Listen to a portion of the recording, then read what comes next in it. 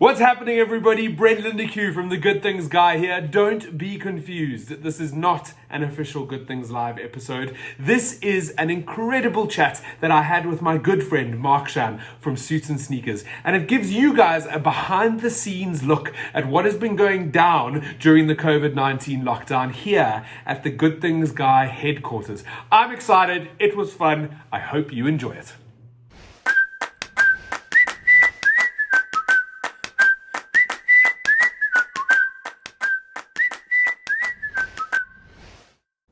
Hello ladies and gentlemen, Mark Sham here, founder and CEO of Suits and Sneakers, and today I'm back with another edition of the Small Business Showcase.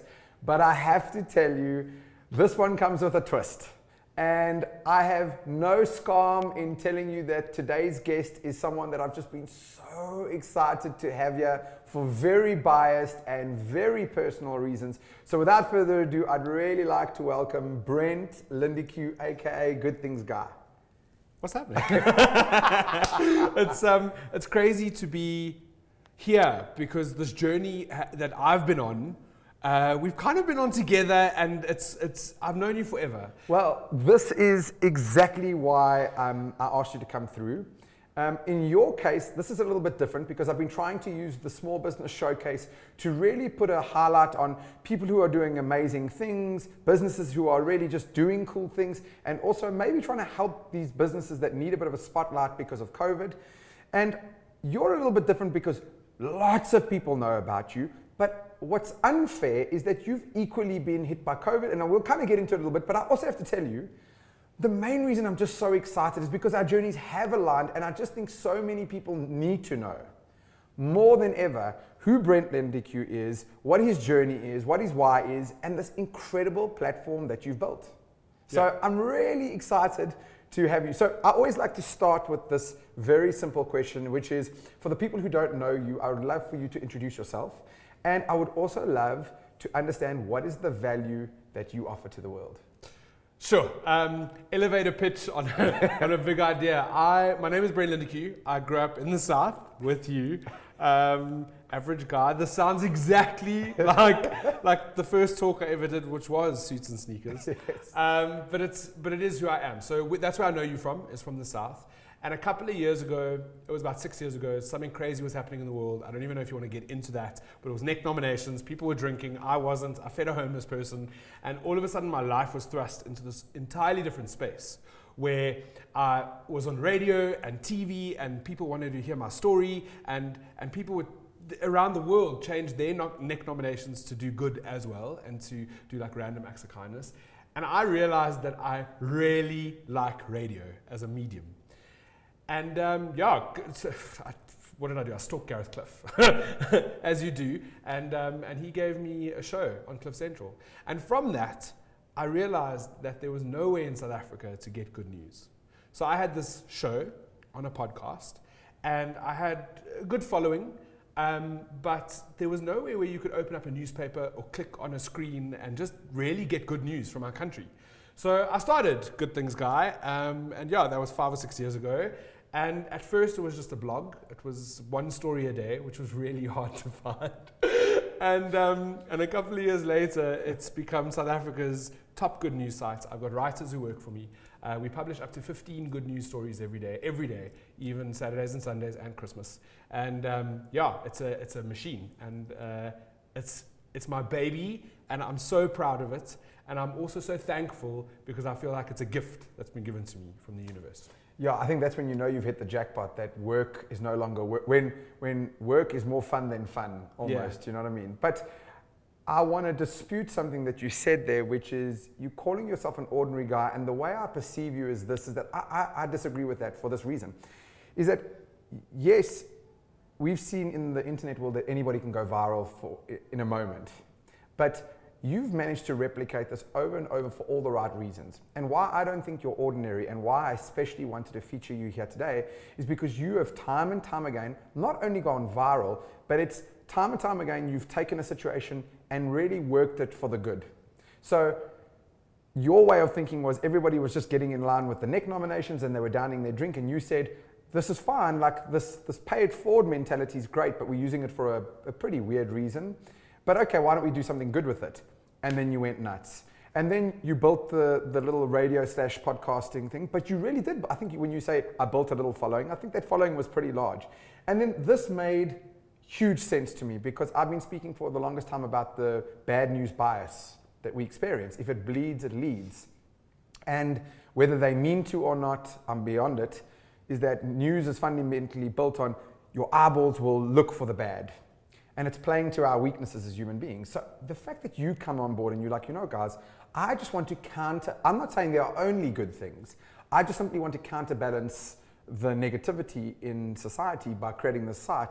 And then watching you take that from concept to what it is today. Because even that's a great idea. But I don't think ordinary people can take it to where you've taken it. You're so kind. And I mean that. And so why I wanted to have you here is two things. I do think, and you can tell me if I'm wrong, I do think that you've been impacted by COVID like we all have. But also, one of the things you don't get a chance to do is that you're always in the public eye in terms of giving out the news. And people don't get to see the behind the scenes view of what makes you tick, the brand tick, and so forth. Did you get the snot clapped out of you by COVID, yay or nay? Or yes. So if we take a step back, one of the things that enabled GoodThingsGuy to grow is that when I was younger, I started an agency with my fiance. And that's like 10 or 11 years ago. And that agency did brand activations, events, sports sponsorship, a whole bunch of great things. Like at one stage, we flew to Bangladesh and India to do cricket. Like it's just been a wild ride with Chaos Theory, which I've been very thankful for. And when GoodThingsGuy got bigger and the radio started taking off, it didn't pay. So for the first 2 years that GoodThingsGuy was a brand and it was being born and we were creating, it didn't pay me any money, but Chaos did. And Chaos let me literally not come into work in order to build this brand. And it paid for my first writer in order to build this brand. Yes. And when COVID hit globally, so we're talking, it hasn't even gotten to South Africa yet, we're not quite understanding what this is going to be. The events industry in South Africa, sort of the 1st of March, was already dead. It was done. And anything that was in the pipeline was shut down. Clients in South Africa literally went, we don't know what's going on. We don't know where this is going. So Chaos Theory as a business paused. The thing that has developed this brand and allowed it to grow and given me the life that I have is gone. That is no more. Until perhaps when the event industry opens again. But that affects our household because then you've got two people who, yes, GoodThingsGuy is now a business, but my fiance had to start to think about things differently. And yes, he moved into the digital world and he's done great things during this time, but we were heavily affected. The fear of the unknown is harrowing. To not know what the future is going to bring is incredibly scary. So that's the one side. We're talking about finances, we're talking about business, we're talking about mental wellness. GoodThingsGuy itself became this beacon of hope. So I had to put in double time. And all of a sudden, the work that I was doing felt like so much more. It felt like I was putting in far more hours than I should have. I was waking up at 4:30 in the morning to start to get stories out. And I was only logging off of my computer about 9 or 10 at night. While the rest of the world was sipping pina coladas, I was working double time. And that eventually took a mental toll, I think. Towards after the first month or so, I'd sort of reached my tether and I wasn't in the best of spaces. And I think if people follow me on social media, they would have seen the craziness. Yeah. In between that, my senior writer got appendicitis and she got shipped off to the hospital and it took like 3 weeks of recovery for that as well. So I was really steering this boat by myself and it was very taxing. And I somehow made it through, and it's 140 days later, odd, and we're still in it. I'm still writing every day. I'm still waking up, and I'm still doing what I had to do or have to do. Besides what you do, I really do admire your consistency, because it leans back to how you introduced this. That Suits and Sneakers and GoodThingsGuy have virtually coincided, and we actually haven't even done as much stuff as we should at times because we've both been busy together. I mean. But you're right, like the very first Suits and Sneakers event I ever hosted, 2015, and the date was the 23rd of July, you were actually the first person I asked to speak point blank. Yeah. And that was great. And then that was scary. As For me, I'd never climbed onto a stage before. But it was so symbiotic for all of this to happen. It was actually the best thing. And then you started Good Things Guy. I really have admired the work that you've done. I've told you this in person, but I've also from afar. But again, that's why I say I think you're in a slightly unfair position in this. Just because you have huge brand exposure doesn't mean you get affected.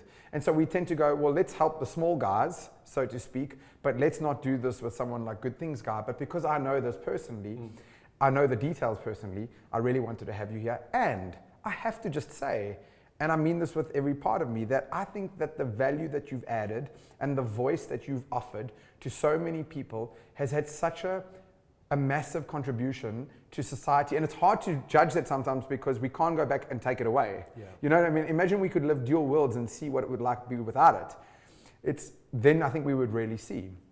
So I'm a massive fan of Good Things Guy. And it has helped, can I be honest with you, in times where I am feeling super negative, you really do offer the alternative perspective where you're in my feed equally. And then I'm like, you know what? It isn't all bad. And so that's kind of why I wanted to have you here. For all of these reasons and more, I would love to kind of hear your where to from here with Good Things Guy. And I would also love to hear like some of the lessons that you've learned in this process that might help people on the other side watching this. So before we get to where to from now, we'll start off with lessons, right? Yes. I dropped out of varsity twice. So I've got a very unfinished degree. I started work because I grew up with not a lot of money. So for me, that was a driving factor, a force, is to make as much money as you can, get into a job that you can, like start to live if you can. And what I was doing then is nothing to what I'm doing now. So this is where I'm going with this. I've never studied journalism, ever. I studied marketing. I didn't finish that degree. But I've never put effort, time, or energy into studying journalism. In 6 years, I've got one of the top good news sites in the country. My writing is better than some of the mainstream media sites. My editing is insane because it's practice, right? So what can I say I've learned through this journey is that if you have a dream or you have a plan, I never planned this, but if you have a dream and you can put action towards that final goal, you can make whatever come true. If you work hard at it every single day, you can turn something that is an idea into a reality. The first time I did Susan Seekers, I was up on stage and it was the scariest time ever. It was the first talk I ever did. Since then, I've done plenty of talks and it's become part of this world that I've built. And one of the things that I've spoken about often is how there are 7 billion people in the world. And at any given point in time, there's at least 100,000 people that are having exactly the same thoughts as you. 10,000 of them might talk about it. 1,000 of those exact same people and the thoughts might put it down onto paper.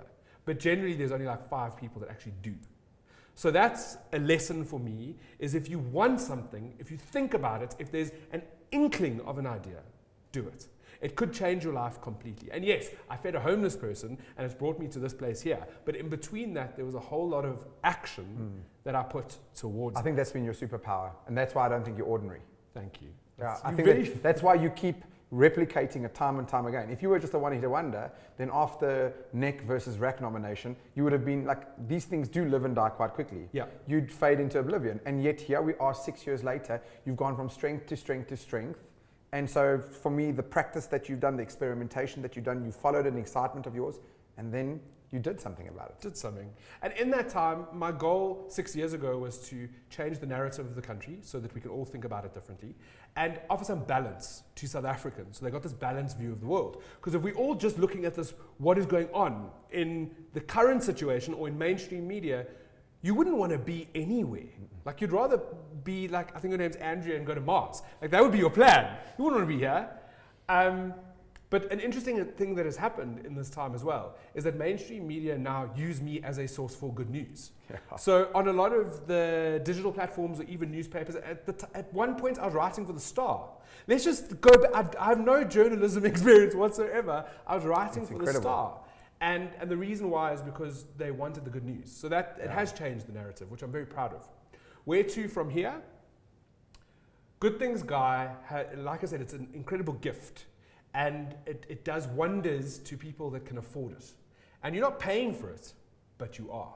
You have data, you have access to some sort of smartphone, you have something where you can find that news, that it can get to you without it being a hamper in your lifestyle, whether it's your phone or your computer or your tablet. And my goal is to speak to the people who are most hopeless in this country, the people that don't have money, the people that are not able to access what the middle class or the upper class can. That was my goal for this year. Somehow, in between COVID, that happened.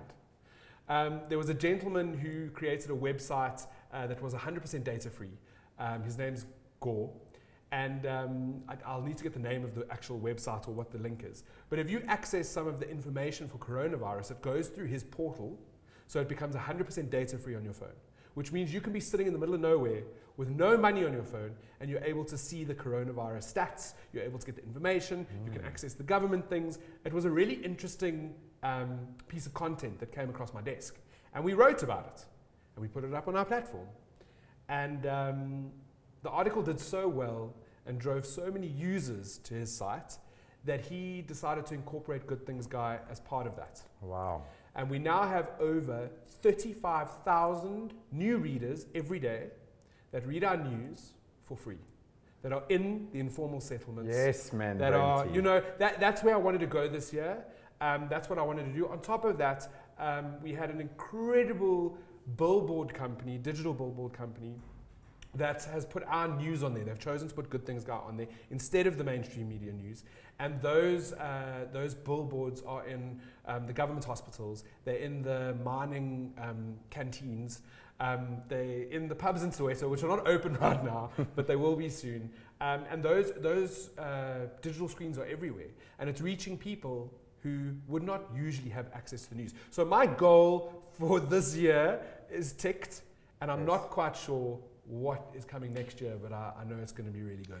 So normally I try to keep these at 15 minutes, but I'm going to give you 2 extra minutes because you're a special human being. 2 things back to back, and you're welcome to use the close-up camera. What is your message, if the whole of South Africa was watching right now, what would be the one message you would want to give them just in this moment? And then please give everybody your details in case for the 13 people who live under a rock. But so let me rephrase that. Your call to action is what I'm getting. You can finish off with a call to action because I think this is your platform. Hey, look at that camera. I want South Africans not to lose hope. I feel like that's the hardest and most cliche thing to say. It can feel really traumatic right now. We're all dealing with something which is unprecedented. It's disgusting. Loss of normality, loss of friends, loss of jobs, loss of loved ones, loss of money. But you cannot lose hope. You might not be okay today. It's okay not to be okay. But tomorrow or the next day or the day after that, you can try again. So don't lose hope. Somewhere down the line, it will be okay. And if you want to follow anything that I do, you can just look for GoodThingsGuy or Brent Lindeque. You are definitely the Good Things Guy, and one of my favorite things about you is that whenever I do spend time with you, I feel better, and I think that that's a mark of someone who you want in your life, is that you immediately are the better for having had an experience with them. So I really want to say thank you for coming here. My call to action is quite simply that the whole point of this platform and what we're trying to do is to shine the spotlight on people and businesses that are doing amazing things and just need a little bit of love. And I think today was more about showcasing the behind the scenes views for Brent and GoodThingsGuy, that as much as he puts out for the world, doesn't get to do this. And so my hope to you is please use this platform to equally share. Like the one power that we all have right now that costs virtually nothing is our social media channels. So the way we can give back, the way we can spread happiness and love and all good things is literally just by pressing the share button on this video, with the aim knowing this is not a money thing, this is just about sharing the love and paying it forward. So that's my call to action.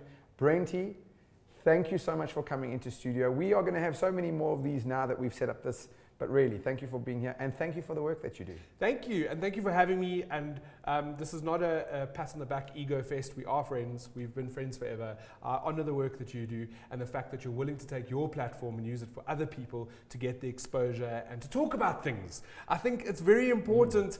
Communication is the way that we can all realize we're all in kind of the same boat. So thank you. Awesome. Thanks, Brenty. Bye.